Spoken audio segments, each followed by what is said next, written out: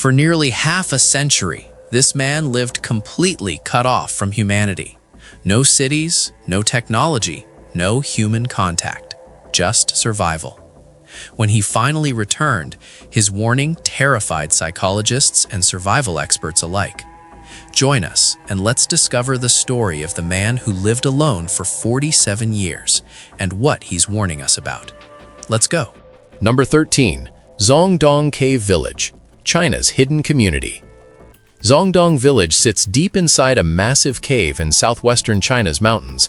About 18 Miao families call this place home, living under a stone roof that has sheltered them for decades. The government tried relocating them multiple times, offering modern houses with electricity and plumbing. They refused every time. Life under the cave means climbing steep paths daily. Echoes bounce off walls at night. Darkness comes early when the sun can't reach inside. But for these families, the cave isn't a limitation, it's freedom. Their animals live alongside them. Chickens, pigs, goats, all sharing the same stone ceiling. Smoke from cooking fires drifts up into the natural dome above. Children play in the same space their grandparents did. The cave provides shelter from storms, shade from heat, and protection from the outside world's complications. No property taxes, no rent increases, no landlords. The mountain owns the cave, and the families maintain it. Modern life happening in cities below might as well be on another planet. These families chose hardship over convenience because the hardship comes with independence.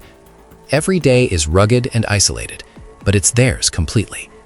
Tourists occasionally find the village and stare in disbelief. How can people live like this in the 21st century? But the real question is, how can people in cities tolerate living stacked in apartments, surrounded by noise, paying rent to strangers? Perspective changes everything. For the families of Zongdong, the cave isn't primitive, it's permanent, it's stable, it's home in a way most modern houses never become. Stone walls might be cold, but they don't come with mortgages or eviction notices. Number 12. Amazon Uncontacted Tribe, Aerial Discovery. A camera mounted on a drone captured what anthropologists have been searching for. Flying a kilometer above the Amazon rainforest, the lens focused on something incredible. An uncontacted tribe living exactly as their ancestors did centuries ago. Men painted their bodies red, gripping spears and bows as they tracked prey through the dense jungle. Women tended gardens filled with manioc, bananas, and papaya, their hands working the soil that has fed their families for generations. Simple huts made from leaves and branches dotted a small clearing, each one built using techniques passed down through countless lifetimes. They have no idea what a car is, no concept of the internet. Cities are not even in their imagination. For them, the world is trees, rivers, animals, and their tribe. Modern life hasn't touched them because they don't want it to. Governments know they exist but keep their distance. Making contact could bring diseases their immune systems can't fight, or destroy a culture that has survived for thousands of years. The drone footage shows children running, elders sitting in shade, and daily life unfolding without stress, bills, or deadlines. They hunt when hungry, rest when tired, and live by the sun's schedule. No clocks dictate their days. No bosses control their time. The forest provides everything they need: food, medicine, shelter, and purpose. While we scroll through phones and worry about likes and comments, they worry about rain patterns and animal migration. Their problems are real and immediate. Ours are often invented and digital. Watching them move through the jungle, you realize they haven't been left behind by progress. They simply chose a different path and stuck to it, while the rest of us got lost in complexity. I'm going to ask you a simple question. Are you a naturally curious person? If you're watching, I'm pretty sure the answer is yes. This space is made for people like us. To ensure you're always part of this community and receive all our latest discoveries, you just need to do one thing: subscribe to the channel. It's the best way to stay connected with us. Okay, now that you're part of our Legion of the Curious, let's move on to the next item. Daniel Suelo hasn't earned or spent a single cent in 14 years. His home is a cave in Utah, and his lifestyle is a statement against everything modern society values. No money means no rent, no bills, no debt, no stress about paychecks or savings accounts. He swapped city walls for stone ones and never looked back. The cave provides shelter without contracts or landlords. Nature provides food without grocery stores or prices. His days unfold according to his needs and desires, rather than work schedules and obligations. While we count coins, check bank accounts, and worry about retirement funds, Daniel counts sunsets and listens to silence. His wealth is time, health, and freedom from the financial system that controls most lives. People call him extreme. He calls us trapped. Living without money requires skills most people don't have anymore. Finding food, staying warm, staying healthy, all without buying solutions. Daniel relearned what humans knew for millennia before currency existed. Modern life convinced us that money equals survival. Daniel proves that's backwards. Survival creates life. Money just makes it convenient. His cave isn't poverty, it's philosophy made real. Every day demonstrates that we need far less than advertisements tell us. Possessions become burdens when you carry them. Simplicity becomes wealth when you embrace it. Freedom becomes possible when you stop trading time for money. Society teaches us to work for decades, save carefully, and retire comfortably. Daniel skipped all of it and went straight to the comfortable part, doing whatever he wants every day. No alarm clocks, no commutes, no performance reviews. Just life unfolding naturally in a cave where being rich looks completely different than banks or investment accounts could ever show. Number 10. Samuel, Siberian forest hermit, 20 years. Samuel lives deep in the Siberian forest, where winter lasts most of the year and neighbors don't exist. For over 20 years, his only companions have been his dogs, the trees, and endless snow. He built his cabin by hand, cutting timber and fitting logs together without help. His fireplace provides heat when temperatures drop to deadly levels. His grocery store is the forest itself. Animals to hunt, fish in frozen rivers, and snow to melt for water. City noise is a distant memory. Traffic, sirens, crowds, all of it vanished when he walked into these woods 2 decades ago. Now his soundtrack is wind through trees, dogs barking, and the crack of branches under snow. Most people would call this extreme isolation. Samuel calls it peace. His cabin is small but sufficient. His routine is simple but sustainable. His life is hard but honest. No boss controls his schedule, no bills demand payment, no neighbors complain about noise. The forest doesn't judge him or expect anything beyond basic respect for its rules. Modern life offers convenience, but Samuel found something more valuable: complete autonomy. When you live this far from civilization, you answer to nobody. Your success depends entirely on your skills and decisions. If the fire goes out, you freeze. If you don't hunt, you starve. Consequences are immediate and real. City life buffers us from these realities. We flip switches expecting lights, turn faucets expecting water, and open refrigerators expecting food. Samuel has none of these guarantees. Yet he claims city life feels overrated now. The peace he discovered in Siberian silence outweighs every modern convenience we consider essential. Number 9. Joe Hollis, Mountain Gardens, 50 years off-grid. Joe Hollis walked away from the modern world 50 years ago and planted himself in the North Carolina mountains. His neighbors are herbs, not humans. His internet is nature itself, constantly teaching lessons most people never learn.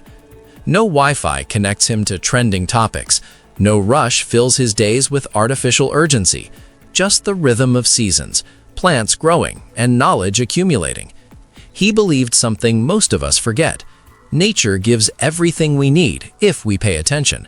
For 5 decades, he's proven it. His garden contains hundreds of medicinal plants. Each one serves a purpose. Some heal wounds. Others improve digestion. Many prevent illnesses modern medicine only treats after they develop. Scientists, students, and travelers still visit his mountain sanctuary, amazed that one quiet man created this living library of botanical knowledge through pure passion and patience. His hands built everything. His mind learned from observation. His garden grew from understanding rather than forcing nature to comply. While pharmaceutical companies synthesize compounds in labs, Joe cultivates the original sources in soil. The wild part is how his isolation created connection. By removing himself from society, he built something that draws people from around the world. They come seeking knowledge their modern education missed. They leave understanding that progress isn't always forward. Sometimes it's returning to what worked before we complicated everything. Joe doesn't preach about his lifestyle. He doesn't need to. His garden speaks louder than words ever could, demonstrating what becomes possible when someone dedicates decades to understanding nature instead of conquering it. Number 8. Masafumi Nagasaki, Naked Hermit, Sotobanari Island. Masafumi Nagasaki walked away from civilization in 1989 when he was 53 years old. His destination was Sotobanari, a tiny island off Okinawa, Japan, barely over half a mile wide and covered in dense vegetation. No running water existed there. No other humans lived there. Poisonous pit vipers slithered through the brush and mosquitoes swarmed at night. Most people would see it as hell. Nagasaki saw it as paradise. He worked as a photographer in Osaka before leaving, but city life frustrated him. Flying over the ocean one day, he looked down and saw massive amounts of pollution in the water. Something inside him snapped.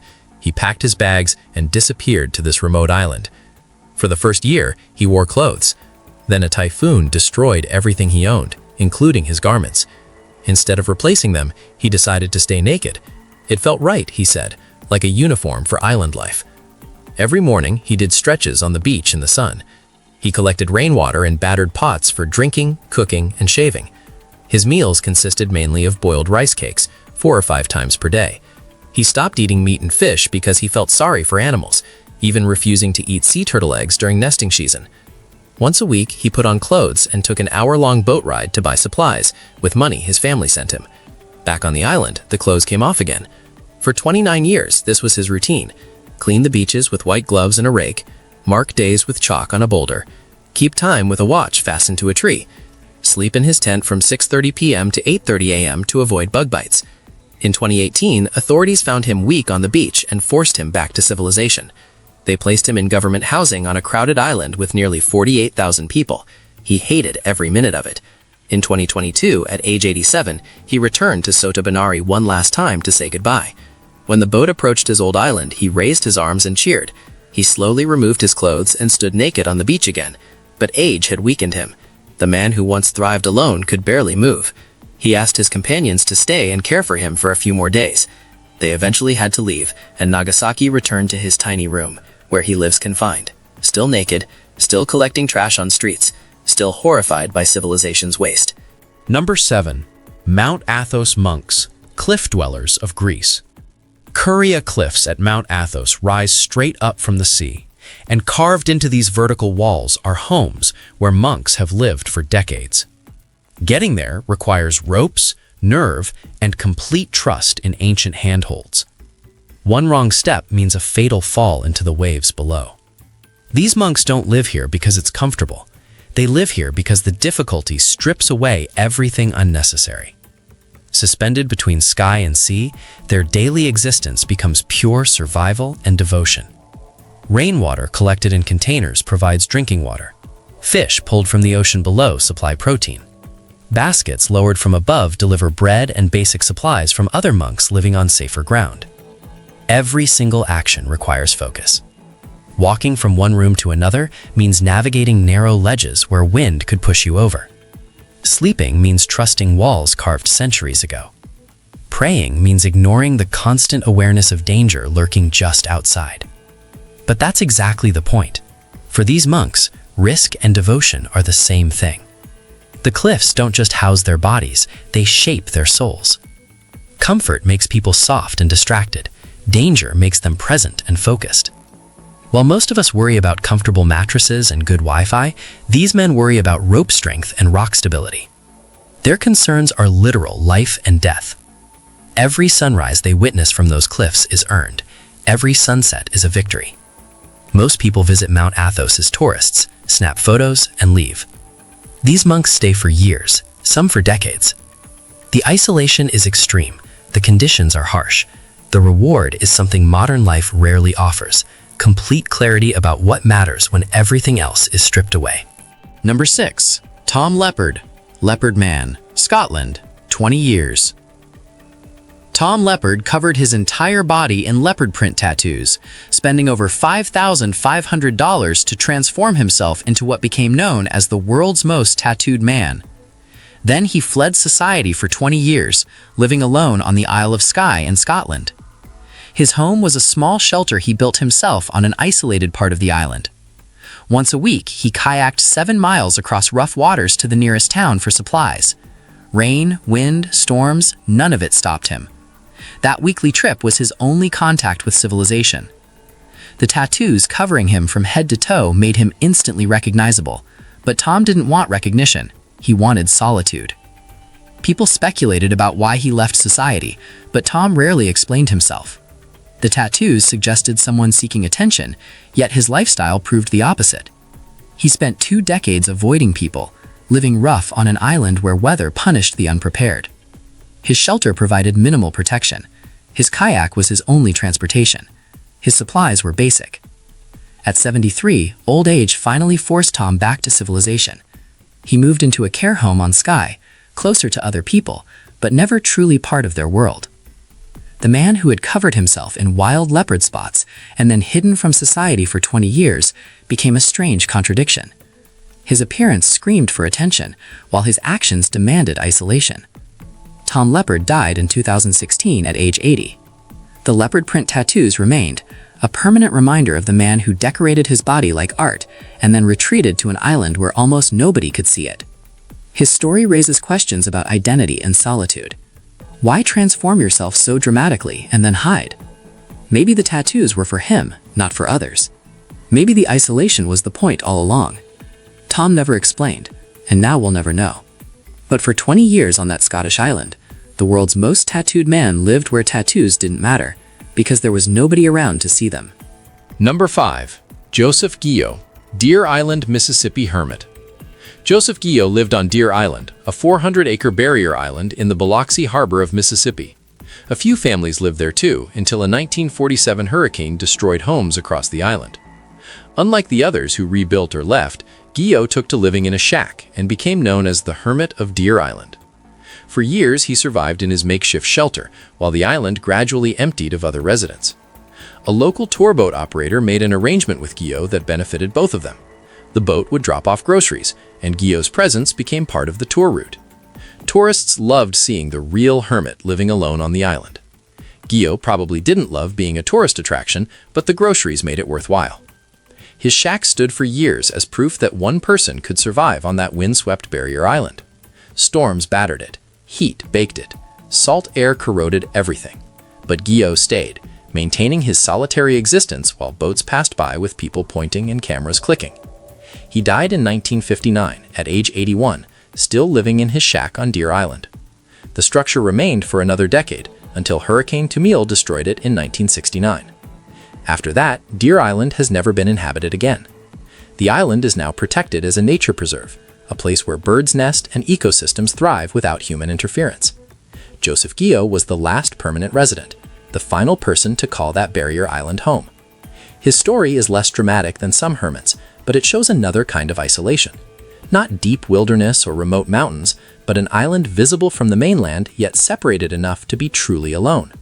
The tour boats could see him, but they couldn't really reach him. That distance, small but absolute, was enough for Guyot to live on his own terms until the end. Number 4. Ho Van Lang, 41 years in Vietnam jungle. Ho Van Lang spent 41 years living deep in the Vietnamese jungle with only his father and brother. No roads led to their location, no technology connected them to the outside world, just trees stretching endlessly in every direction, rivers cutting through the landscape, and wildlife that became their teachers. His father took him into the jungle as a child during the Vietnam War, fleeing danger that made the wilderness seem safer. They never left. Lang learned to hunt by watching animals. Climbing trees became as natural as walking. He could identify plants that heal and plants that kill. The forest wasn't a scary place for him. It was home, school, and entire universe combined. For most of those 41 years, he didn't even know women existed. His world contained 3 humans and countless animals. That was reality. Then one day, locals found them. The transition to civilization must have been brutal. Buildings towered over him. Vehicles roared past, making sounds he'd never heard. Crowds of people moved in confusing patterns. Lights stayed on when the sun went down. Everything contradicted what he knew about how life works. Noise replaced the forest's quiet. Concrete replaced soft earth. Strangers replaced familiar trees. His survival skills meant nothing in a city. Knowing which berries are safe to eat doesn't help when choosing items at a grocery store. Reading animal tracks doesn't translate to reading street signs. The jungle had rules that made sense. Stay quiet near predators, find water, build shelter before dark. City rules are arbitrary and endless. His story proves humans can adapt to almost anything if necessary, but it also raises questions about what we gain and lose when we trade nature for civilization. Lang survived 4 decades without modern medicine, grocery stores, or Google. Most of us can't survive 4 hours without Wi-Fi. Number 3. Saint Anthony the Hermit, Egyptian Desert Father. Saint Anthony the Hermit lived in the Egyptian desert in the early centuries of Christianity, setting the example for hermit life that influenced religious seclusion for millennia. Born around 251 AD in central Egypt to Christian parents, Anthony attended church regularly and was described as an obedient and attentive youth. When both his parents died, leaving him an inheritance at age 18, Anthony heard a sermon that changed everything. The preacher spoke of Jesus, saying to sell your belongings, give to the poor, and follow him to receive treasure in heaven. Anthony did exactly that. He sold everything his parents left him, entrusted his sister to a household of virgins, and immediately began a life of asceticism. He moved to the desert, living in tombs, ruins, and abandoned forts. His dedication to solitary prayer and fasting became legendary. Others heard about his extreme devotion and sought him out, hoping to learn from his example. Despite wanting isolation, Anthony attracted followers. They built cells near his location, creating desert communities of hermits. He reluctantly accepted his role as teacher, establishing guidelines for monastic life that influenced Christian monasticism for centuries. Anthony's hermit life lasted decades, interrupted occasionally by trips to cities to preach or combat heresy. He lived to be over 100 years old, dying around 356 AD, having spent most of his life in desert solitude. His biography, written by Athanasius of Alexandria, became one of the most influential Christian texts ever written, spreading the ideal of hermit life throughout Christianity. Today, St. Anthony is considered the father of Christian monasticism. His choice to leave civilization and seek God in the desert became a template for religious seclusion. Countless monks, nuns, and hermits followed his example over the following centuries. Churches and monasteries around the world bear his name. Artists depicted him in paintings and sculptures, usually showing him in the desert with demonic temptations surrounding him. His life demonstrated that isolation could be spiritual practice, that leaving society could bring someone closer to divine truth. Anthony's hermit life was harder than most. The Egyptian desert was brutal, waterless, and dangerous. But for Anthony, those hardships were tools for spiritual development. Suffering purified the soul. Isolation removed distractions. The desert became a classroom where God was the only teacher. Number 2. Kixton Zamwita, Rwanda's 55-year isolation. Kixton Zamwita hasn't spoken to a woman in 55 years, not because of heartbreak or religion, but because of pure terror. Something happened decades ago that made him retreat into complete isolation in Rwanda. His fear is so extreme that neighbors can't even approach his home. They leave food at a distance, like feeding a wild animal that won't come close. Everything happens inside his space: cooking, sleeping, thinking, aging. The outside world exists somewhere beyond his walls, but it might as well be on another planet. When asked what he misses, his answer shocks people. Nothing. No one. The loneliness most people fear is his comfort zone. Days turn into weeks, weeks into years, and years into decades without a single conversation. His hands prepare his meals, his mind entertains itself. His routine never involves another human face. Most people would lose their sanity living this way, but Kixton seems perfectly fine. That's the part that messes with your head. How does someone survive 55 years without human contact and claim to miss nothing? What happened that was so terrible it made isolation feel safer than connection? He won't say. The fear runs too deep. While the rest of us complain about being alone for a weekend, this man chose it for over half a century. Food arrives at the edge of his property like an offering to a hermit god.